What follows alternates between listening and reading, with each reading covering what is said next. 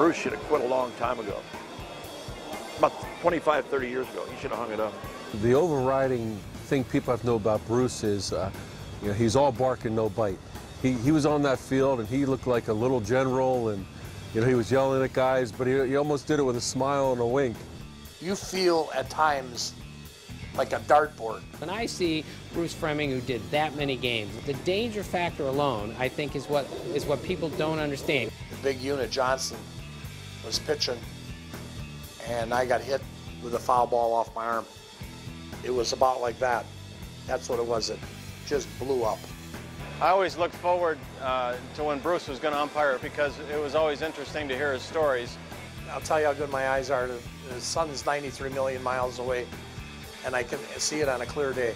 Well, Bruce is the best about telling jokes, and he's very, very witty. We go through the plate meeting one day, and I'm just a AAA umpire with Bruce. We walk up to the plate. He introduces me, and he goes, "We'll have nobody talking to this young man today." It all started in 1958 when I took an application, filled it out, and I went to the umpiring school in Daytona Beach. At that time, it was called the Al Summers Umpiring School. So I went to the school, and I was 18 years old. Started out in the beginning, it was just like a fantasy. I didn't think of a job. I didn't think of anything. I'm learning how to umpire. You think you know a lot about baseball, but as soon as they put you in the classroom and they give you the first test, it's at that point you realize that you don't know anything about the rule book. I never looked at a book or anything before I got there because I thought I knew everything there was about baseball. Well, I didn't know anything about umpiring. And so you went through this school, and when we got towards the end of school, maybe you got a chance, maybe you get a job. And the last 2 days of school, they give the jobs out, and they called me into the room and told me that I had a job in they were going to send me out to the Nebraska State League. And I went home, and I came back to Daytona Beach for spring training. You got your room and board, and they gave you $10 a week. But they had a lot of rain that spring, so in the morning they needed guys to work on the ground crew, so I signed up for that, and that was another $10. They had an opening. You could pick up trays in the dining room after dinner, and that was $10. I was making $40 a week, free room and board, and I was 18 years old, and I didn't know any better. Worked spring training. Spring training ended. I came home because my league didn't start till June. It was a short league, a rookie league. And while I was home, I got a call. An umpire had quit in the Midwest League. Would I report to Waterloo right away, as they had got an option on me out of the Nebraska State League. They were going to let me umpire in the Midwest League, which was actually a promotion because it was a full league, April to September league. So I was really excited. Got on a Greyhound bus here in Milwaukee. Went to Dubuque, and my partner had an airplane. He was a rich guy out of Columbus, Ohio, and I knew him out of school. He had called because he knew I was coming, and he said, when you get to Dubuque, I will fly from Waterloo to Dubuque and pick you up. He had a nice plane, a Piper Apache, twin engine, beautiful plane, and we went back to Waterloo. And that's where I worked my first game in the minor leagues, Waterloo, Iowa. And to this day, which is 51 years later, I can still see the American flag and the national anthem. I'm standing there in a professional ballpark. We had 1,500 or 2,000 people there. That was exciting to me as could be. It was a great experience working with a guy and flying city to city while all the other umpires had to drive. When we landed one day, we're coming on an approach in Paris, Illinois, very small town. And we're landing, and I don't see an airport. I mean, we're on approach. And I said to Don, where the hell are we going? And we landed in a farmer's field that had a strip. Then I stayed in the Midwest League that year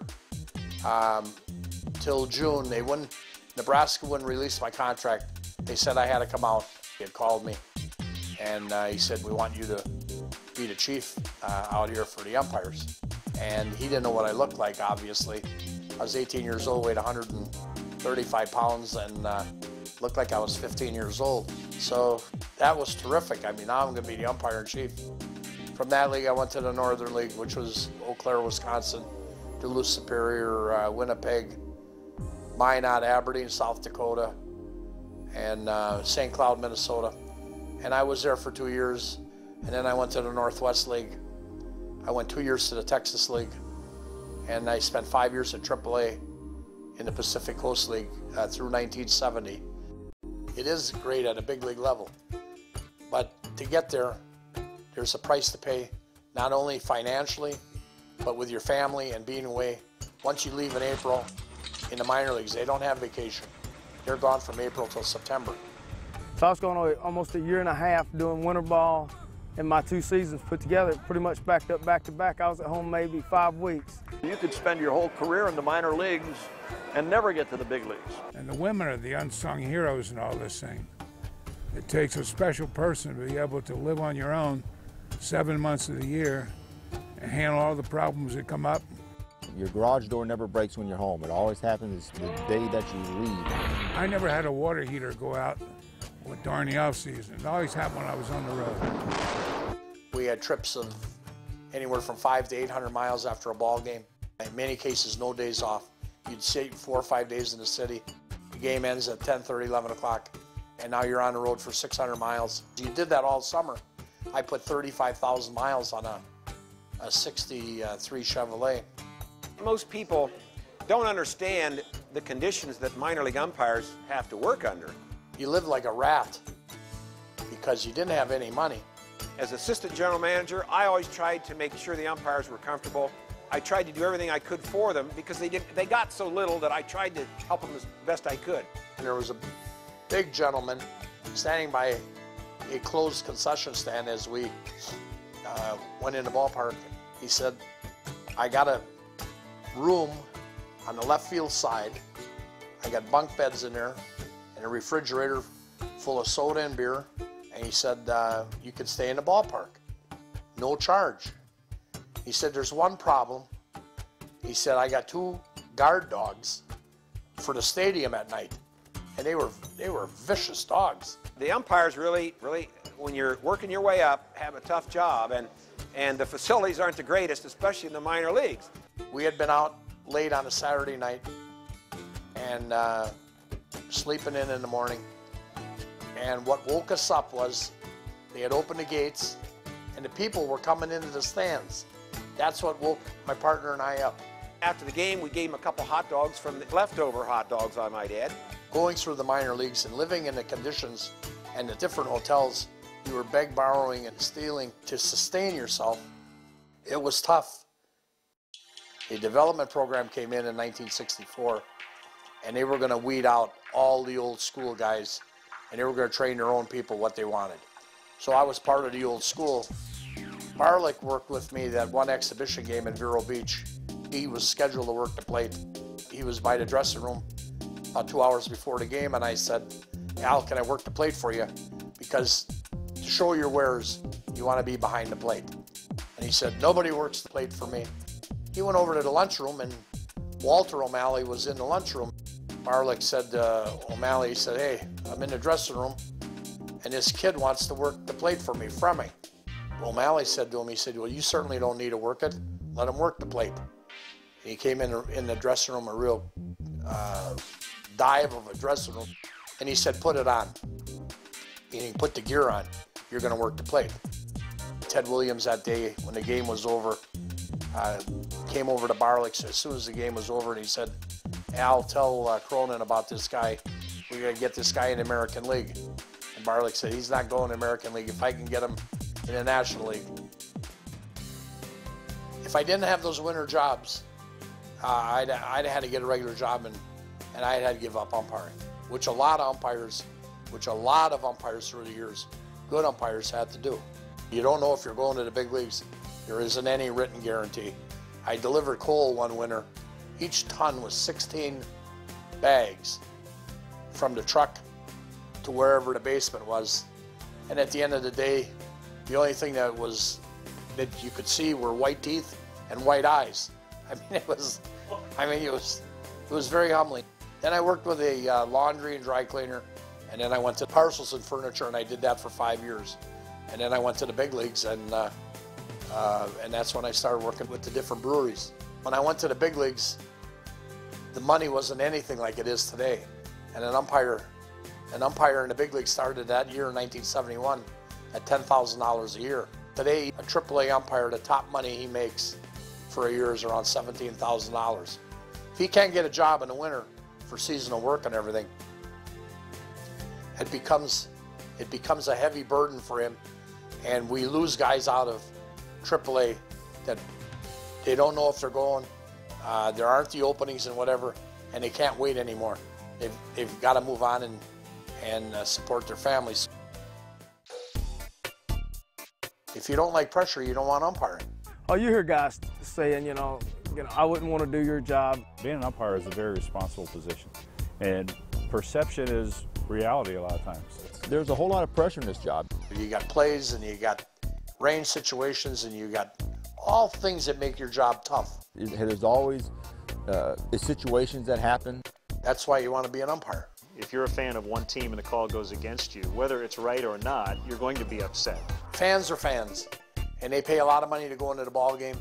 So a lot of times you just boo thinking something bad happened for my team, whether the umpire got the call right or not. I know I'm going to get screamed at by different people. And when you're upset, there has to be an object of your scorn. Well, who better to yell at than the umpire? And you know the umpire's not going to yell back at you. But that's part of the job. Lou Piniella has talked about before the game going out and talking to all four umpires. Somebody's going to throw me out today. Who wants to do it? You better kick me out of this game. I've got a reputation to uphold. Fine, I can do that. Get out of here. I don't throw you out. You throw yourself out. Earl, you run yourself, Earl. You run yourself. You hit me. They're not perfect. Well, some of us are. They run the show, you know, and everybody wants to question what they do. My wife actually owns an eye clinic. Her and I both take a little, rib off of that, me being an umpire and her owning an eye clinic. So when guys yell at me and tell me that I need glasses, I say I'm good shape there. I'm well taken care of. Being an umpire is an object lesson in selective perception. When an umpire is good, he's almost not there. They have to make a decision on every single play. Ball strike, safe out, fair foul. We would learn more about umpiring over a cold beer after the game than we did on the field. They're on the road all the time, and as corny and as cliched as it may sound, there are no home games for those guys either, and everybody hates them. And they're ready to yell at an umpire because they think he's got too tight a strike zone and he hasn't called a pitch yet. An umpire calls that perfect pitch, and I've been called out on strikes a lot of times. And I go back, put the shin guards on, come back out, and he said, geez, I hated to make that call on you. You made a perfect pitch. You made a perfect pitch, I said, if you hate to make the call, why do you do that? There were 8 guys in spring training. There were only 2 jobs. If it was a horse race, I'd have been 100-1. But things went well in spring for me. About 10 days before spring training ended, Paul Pryor, he lived in Racine. He was an umpire. Pryor came over to my hotel, and he said, you got to keep your mouth shut. Tomorrow, they're going to tell you you're going to the big leagues.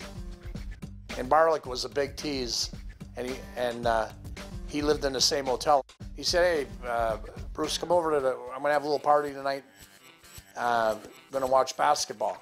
I remembered what Pryor had told me, so I played dumb. I said, well, you know what, Al, I got other things to do. Yeah, you be there tonight.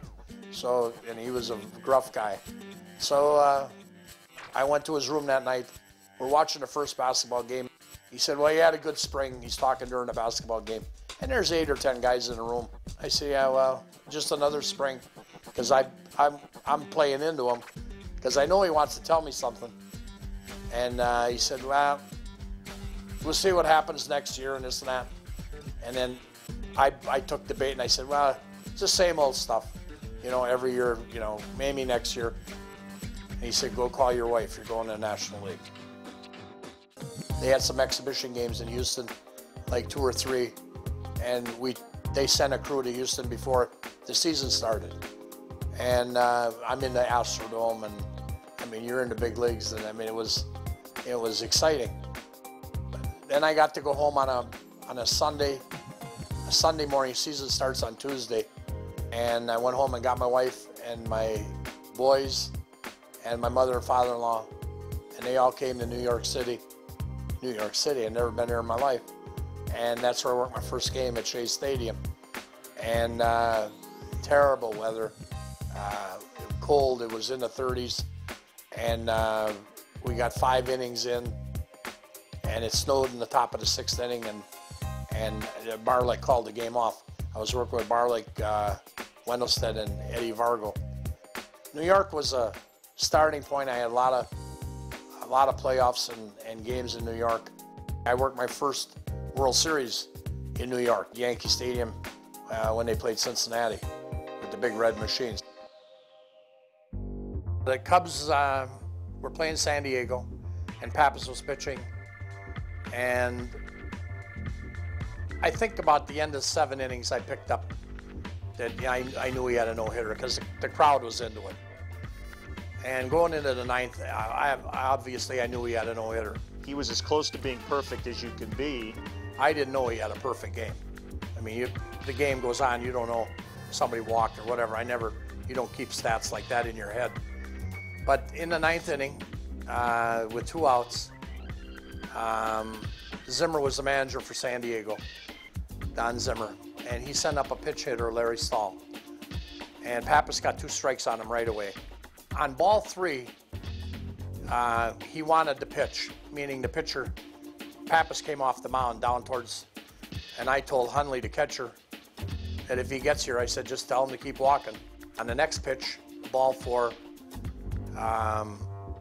outside again, all the pitches were in the same area outside. And so he walked, and Pappas fussed a little bit, but the next guy made out and he had his no-hitter. And the next day I came back down and the reporters were all waiting for me. Boudreau said to me that I could have given him the pitch. Boudreau then said, you know, you could have become famous.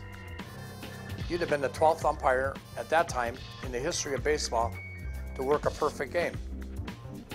And I asked him who the 11th umpire was. And he said he didn't know, and I said, that's how famous I'd have been. One of these days, Milt, we're going to get you and Bruce in the booth together, and you can sing Take Me Out to the Ball Game.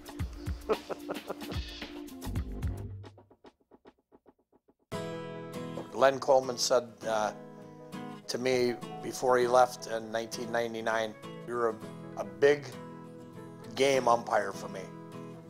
And to me, that was the greatest compliment that I ever got. I worked 2 one-game playoffs in a row, 1998 and 1999. 1-game playoffs. Season, they ended up tied. Monday, you got a game for the whole marbles to go into the playoffs. 2 years in a row, I was given a plate to work those games. There's 70 umpires. It was an honor for me. He was a strong umpire. That was a great partner, great to work with. And he didn't pull any punches.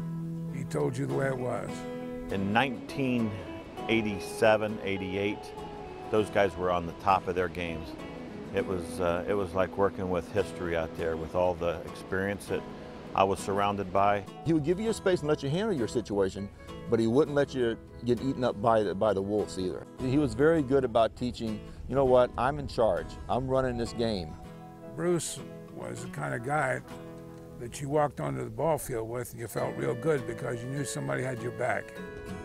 He would be serious, but he could loosen up with a joke, or you know, make you feel comfortable. Yeah, he was very unique on how he handled not only his crew but handled the situations in the game. Working on the field with my dad and working with Bruce, you walk out on the field with them and you know you're not going to have any problems. They had been through it all. They had seen it all. And as a young umpire, you come into the game thinking that you're untouchable. You know, you worked so hard to get there. But it's nice to have that senior calming presence just to let you know if something crazy happens and the 30,000 fans are screaming at you, they can walk over and say, hey, good call, kid. And he, you know, ran the game unlike any other. As a matter of fact, I even liked the guys that, you know, came at you and they thought they were tough guys, because it was a challenge to keep them in the game. Well, fortunately for me, Bruce was in the other league. Otherwise, I guarantee he'd have tossed me many times. I'm not going to change my mind. You're going to come out and argue, you know, he was safe, he was out or whatever. All right, you've had your say, let's go. That's where I was. And a lot of people didn't like it. If you knew him long enough and you were around him long enough, you knew that look where, I know if I say something else, I'm out of here. What are we talking about? What are we arguing about? I'm not going to change the call. And you're delaying the game. The games are long enough as it is. I tried to cut it short and move on. Not only was he a good umpire, but he was an umpire's umpire. You know, when he was there, you just knew you're going to play baseball. It wasn't going to be an issue. He did a really good job for such a long time. He was so well respected by the players that I don't think there's any doubt he should be in the Hall of Fame. They put together a thing when I was going to hit 5,000 in Boston, and it was a Wednesday night game. I had the plate. Detroit was there. My wife had come in with the kids, and because it was going to be my 5,000th game, and that's all I knew. We walked through the tunnel. We go through the visiting clubhouse in Boston, and as I walked towards home plate, the Boston Red Sox on the Jumbotron went through my career. They announced that it was my 5,000th game. It was, you know, a tearjerker. As I stood there, you get a standing ovation from 33,000 people as an umpire. It was a very touching moment.